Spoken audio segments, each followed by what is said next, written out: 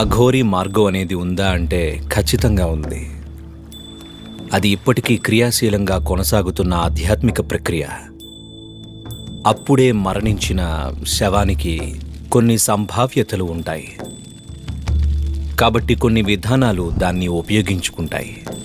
మీరు నిజంగా చనిపోయిన వారిని బతికించడం లాంటి వాటిని చూడాలనుకుంటే ఈ వ్యక్తులు అవి చేయగలుగుతారు. అఘోరి అంటే ఘోర అంటే భయంకరమైన అని, అఘోరి అంటే భయంకరమైన దానికంటే అతీతమైన అని. కాబట్టి అఘోరీ మార్గం అనేది ఉందా అంటే ఖచ్చితంగా ఉంది. అది ఇప్పటికీ క్రియాశీలంగా కొనసాగుతున్న ఆధ్యాత్మిక ప్రక్రియ. Still a very active spiritual process. ఎన్నో రకాల పనులు చేయడానికి వారు వివిధ పదార్థాలను వాడతారు.